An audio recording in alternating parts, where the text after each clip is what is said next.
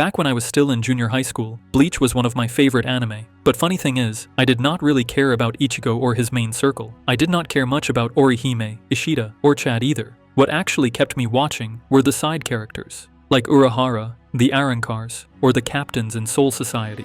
They felt more alive, more interesting, more unpredictable. And when the story finally revealed that the main villain was not some outsider, but a captain, I did not see it coming at all, especially Aizen. At first, I hated him. Simple kid logic. Villain equals bad. But the older I got, the more that feeling shifted. Not into idolizing him, but into something more uncomfortable, like admiration, respect, and curiosity. And somehow Aizen became bigger than Bleach itself. Even people who never watched the anime know him. You see him in memes, you hear his name in anime debates, you see him in villain rankings. So the real question is, what makes Aizen such a great villain that his presence survives outside the story itself? At first, Aizen did not look like a bad guy. He looked kind, calm, and polite, the type of captain who felt safe to be around. Soft voice, gentle smile, intelligent but never arrogant. Compared to the louder and more aggressive captains, Aizen felt almost harmless. And that image was not an accident, it was a carefully designed mask. Behind that appearance, Aizen was already studying everyone, measuring people, testing reactions, watching how they spoke, how they trusted, how they moved. To him, people were not friends or allies. They were pieces on a board. Each person only mattered if they were useful to his goal. If someone could help him, he kept them close. If someone became a problem, he removed them without hesitation. The most effective manipulation is not force, it is comfort. People do not question someone who feels safe. And that mindset shaped everything Aizen did from the very beginning. Every conversation had a purpose, every relationship had a function, every move was calculated. The scariest part is how long he fooled everyone. While Soul Society trusted him completely, Aizen was already moving pieces behind the scenes. And the first people who believed in him the most would end up paying the highest price. The first person is Shinji Hirako. Back then, Aizen served under Shinji in Division 5 and played his role perfectly, calm, capable, respectful, so convincing that Shinji promoted him to lieutenant, hoping to observe him more closely. Ironically, that trust only brought Aizen closer to everything he wanted. Not long after, strange deaths began happening in Rukongai. Shinigami from Division 9 were sent to investigate and never returned. When more captains got involved, the truth became darker. The investigation team, including Shinji, became victims of holofication. And when Urahara began connecting the dots, Aizen stood right in front of him with the calmest face possible, pretending to be just another innocent captain. Then came the reveal. Aizen admitted he was behind the disappearances and the experiments. Yet even after being exposed, he still escaped. Worse, he managed to flip the entire situation and frame Urahara as the mastermind. Urahara was dragged to Central 46, accused and exiled, while the real culprit returned to his role. That is not just intelligence, that is control over perception itself. This was also the moment Aizen began building something more dangerous than power: loyalty. Kaname Tosen followed him because of his pain and hatred toward injustice. Genichimaru followed him because Aizen saw his potential and chose to pull him closer instead of pushing him away. Aizen recruited them by understanding their wounds, their motivations, their weaknesses. He did not command loyalty. He designed it. And by the time anyone realized what was happening, Aizen was no longer just a trusted captain. He was already several moves ahead of everyone in the room. Power was never the end goal for Aizen. It was only a step. After the holofication incident and Urahara's exile, Aizen eventually rose to become captain of Division 5. From there, Aizen continued his research in secret, creating hollows that resembled Shinigami and pushing experiments that no one else dared to touch. This was not curiosity anymore. This was obsession. He was no longer trying to understand the system. He was trying to surpass it. That ambition became even clearer when Aizen, Gin, and Tosen traveled to Hueco Mundo and met Baragan, the self-proclaimed king of hollows. Baragan ruled with absolute authority and believed no power existed above his own.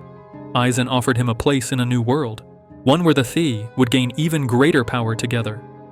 Baragan rejected him without hesitation. And in that moment, Aizen revealed what his ambition truly meant. He released his ability and crushed Baragan and his army, not through brute force alone, but through complete dominance. By the end of it, Hueco Mundo no longer had a king. It had a ruler. Aizen took control, built an army, and began shaping the battlefield according to his vision. This was the turning point. Aizen was no longer just manipulating people in the shadows. He was openly rewriting the balance of the world. And the next move would no longer stay hidden in the background. It would shake everything. After the Soul Society incident, and after everyone finally realized that Aizen was the bad guy, he moved fully into Hueco Mundo. From there, he built his army openly. At that point, it was obvious where things were going. A war was coming, and when it finally happened, the battlefield shifted to Karakura town. The Arancars, the Espada, everything Aizen had prepared for years, collided with Gote 13. This was no longer secret plans and manipulation behind the scenes. This was direct confrontation. Aizen stood calmly in the middle of it all, as if he had already accepted that the outcome would go his way. But things did not go the way he expected. Ichigo, the person Aizen had been shaping from the beginning, was the one who stopped him. Their fight felt personal because of everything that led up to it. Aizen was restrained, sealed, and sentenced to 20,000 years in prison. The same person who once controlled everyone else was now the one with no control left. Even after being sealed and sentenced to 20,000 years, Aizen still did not feel like someone who had truly lost. His body was bound by heavy restraints deep underground, barely allowed to move, yet his presence alone was still enough to make people uncomfortable. That became clear when Yhwach visited him in prison and offered him freedom in exchange for helping destroy Soul Society. Aizen rejected it, because Yhwach's goal did not match his own. And later, Kyoraku visited him with a different request and asked for his help to defend Soul Society. Many Shinigami strongly opposed the idea, which made sense. This was the same man who betrayed them and nearly destroyed everything. But the situation was too serious. Aizen was brought to the battlefield still bound to his chair with only a few seals released, and even like that, he was able to fight. His kido alone was already terrifying. Most Shinigami need to chant long spells to use strong kido properly, but Aizen could use high-level techniques instantly, with insane precision. We are not even talking about his zanpakuto. This is just his raw skill. The reactions from the other Shinigami said everything. Fear, tension, discomfort. Aizen's presence was enough to tell that he is him. The time when we know about Aizen, it turns out, Ichigo was never just some random kid. Aizen had been watching him from the very beginning. Even before Ichigo fully understood who he was, Aizen already knew exactly why he was special.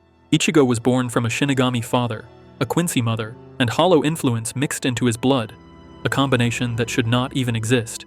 Ichigo became his project. Aizen cultivated Ichigo. Every battle Ichigo went through, every enemy, every moment that forced Ichigo to grow stronger.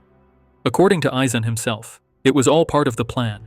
He was observing everything from a distance, monitoring Ichigo's development, guiding events so Ichigo would evolve in the exact direction he wanted.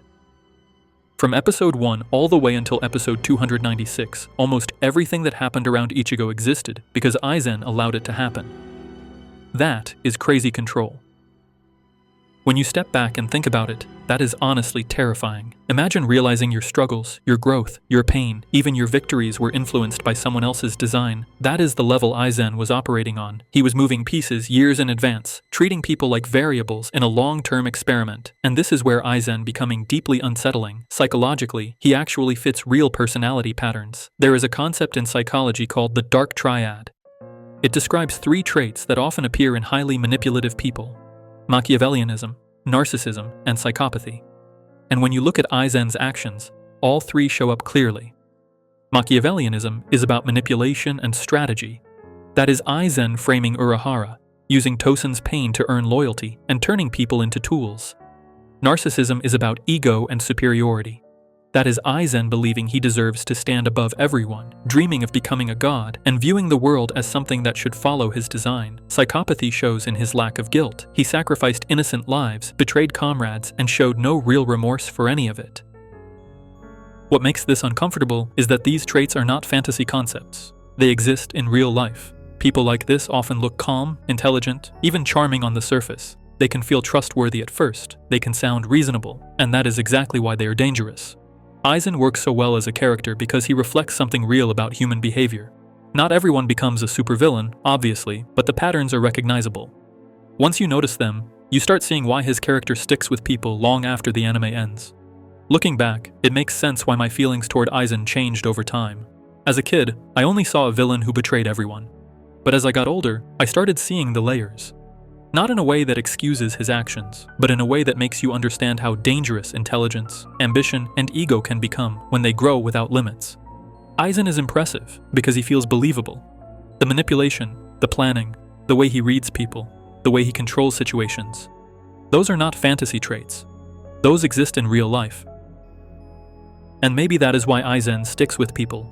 He makes you rethink trust. He makes you notice patterns in people. He is a warning, a reminder that intelligence without empathy can become dangerous, and that charm without honesty can destroy everything around it.